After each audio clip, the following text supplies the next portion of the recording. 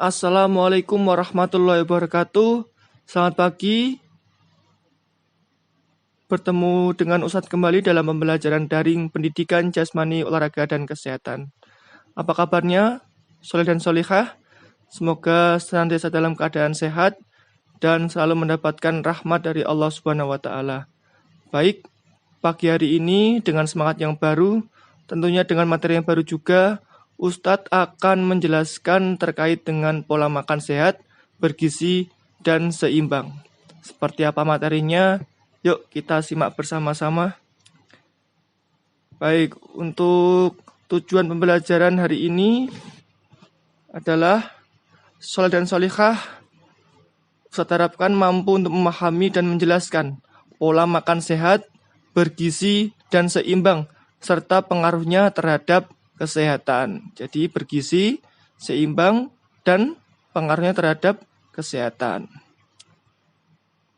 Nah, dalam kehidupan sehari-hari tentunya selama beraktivitas, soleh dan solihah memerlukan energi ya.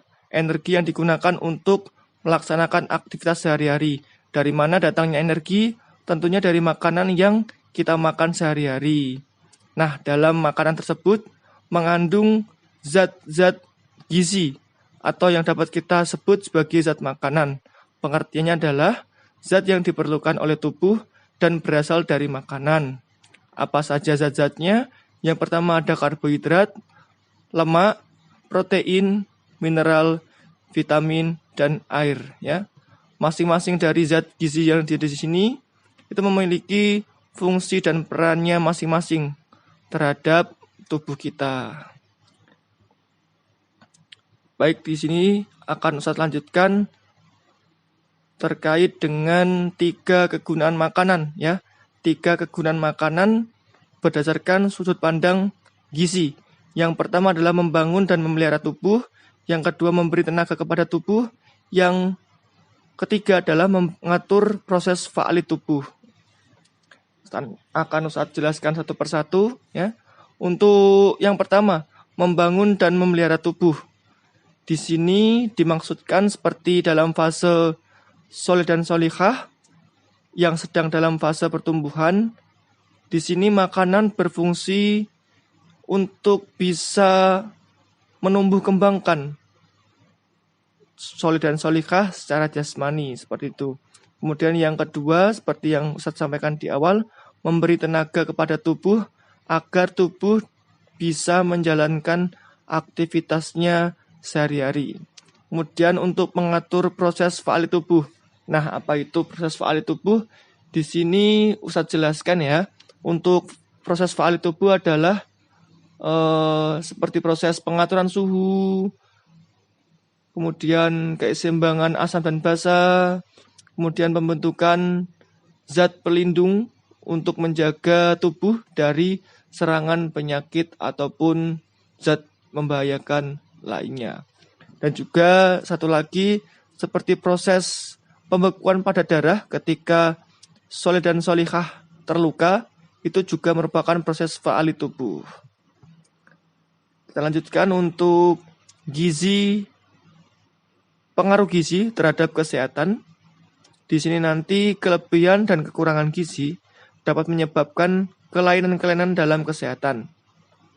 Di sini perubahan-perubahan dalam tubuh akibatnya yang diakibatkan oleh kekurangan atau kelebihan gizi. Yang pertama ada pengurangan cadangan makanan, perubahan biokimiawi, perubahan-perubahan fungsi tubuh, perubahan-perubahan anatonik.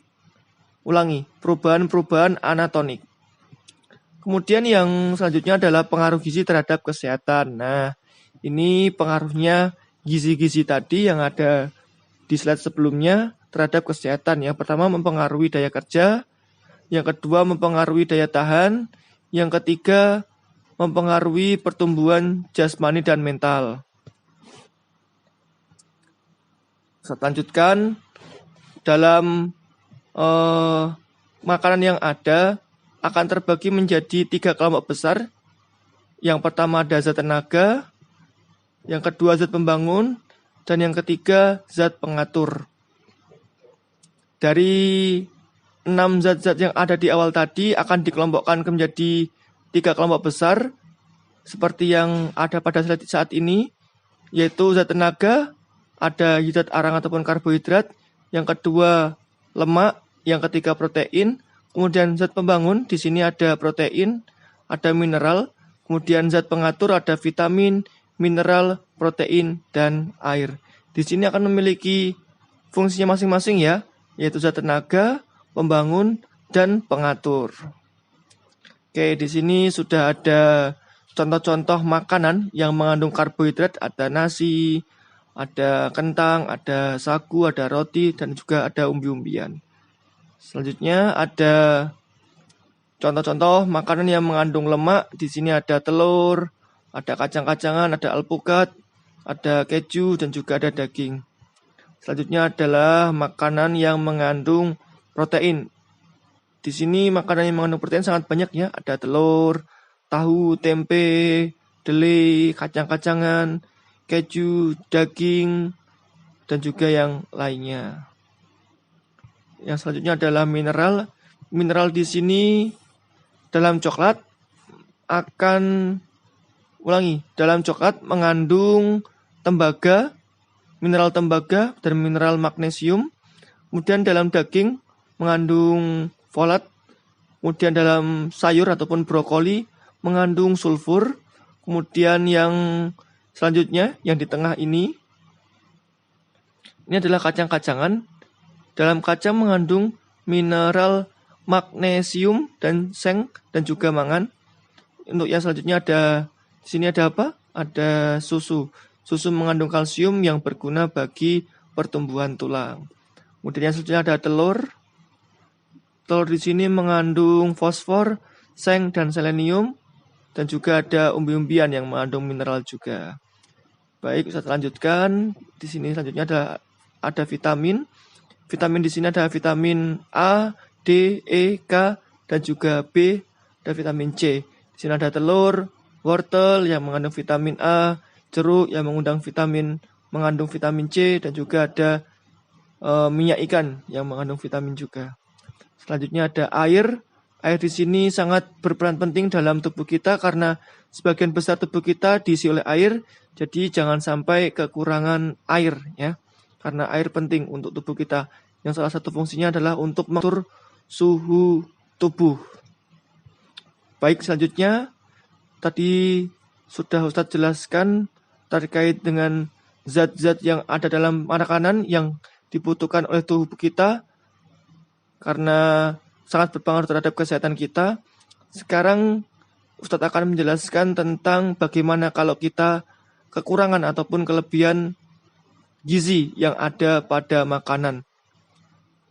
Apakah akan menimbulkan penyakit? Ya, betul sekali akan menimbulkan penyakit. Di sini sudah ada daftarnya. Ketika kita kekurangan kalori protein akan menimbulkan penyakit kwashiorkor, Maramos, vitamin A, gangguan alat penglihatan, vitamin B, gangguan metabolisme, vitamin C, sariawan, vitamin D, kelainan pertumbuhan tulang, vitamin E, kelainan jantung, vitamin K, hambatan luka kering, zat mineral. Zat mineral di sini akan mengganggu atau menimbulkan penyakit gangguan pertumbuhan tulang, anemia, dan gondok. Yang selanjutnya, yang menjadi pertanyaan adalah bagaimana menerapkan pola makan sehat, bergizi, dan seimbang. Ada yang tahu, Soal dan Solihah?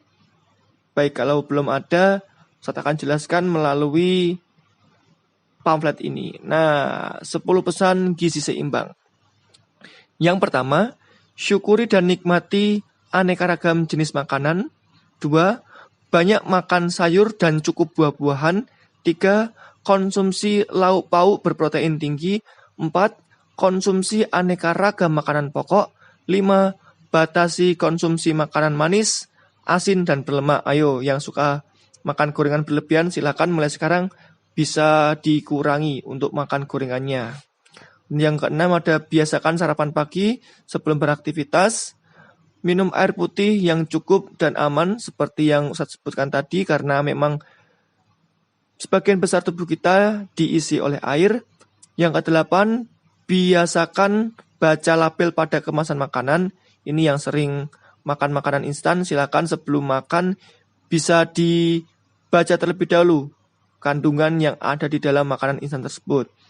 Kemudian yang ke-9 adalah biasakan cuci tangan dengan sabun dan air mengalir. Ini sangat penting ya, apalagi dalam masa pandemi seperti ini untuk menjaga kita terhindar dari virus corona. Yang ke-10 adalah sesuai dengan mata pelajaran ini, yaitu adalah berolahraga secara teratur dan jaga berat badan normal. Nah, yang masih kelebihan berat badan silakan bisa mulai diet dengan berolahraga dan makan makanan yang sehat, bergizi dan juga seimbang. Terima kasih, itu yang dapat Ustadz sampaikan. Untuk feedbacknya ataupun tugas yang harus Soleh dan Solihah laksanakan setelah menyimak pembelajaran ini adalah silakan dibuat rangkuman ya, menggunakan selembar kertas, rangkum materi yang Ustadz berikan pada video pembelajaran ini. Buatlah rangkuman sebaik mungkin karena materi ini akan Ustadz ujikan untuk mengambil nilai UTS di minggu kedepannya. Kemudian silakan foto hasil rangkuman dan kirim melalui WhatsApp grup masing-masing ya. Nanti akan Ustadz absen di grup juga untuk siapa saja yang sudah mengerjakan dan siapa saja yang belum mengerjakan. Untuk contohnya sudah Ustadz berikan di slide ya, ada nama, nomor absen dan juga kelas. Dan di bawahnya nanti rangkuman yang Solih dan Solihah buat. Seperti itu, mungkin cukup dari Ustadz. Kurang lebihnya Ustadz mohon maaf. Tetap semangat, jaga kesehatan selama masa pandemi ini, dan tetap berdoa agar diberikan yang terbaik. Sekian, terima kasih. Wassalamualaikum warahmatullahi wabarakatuh.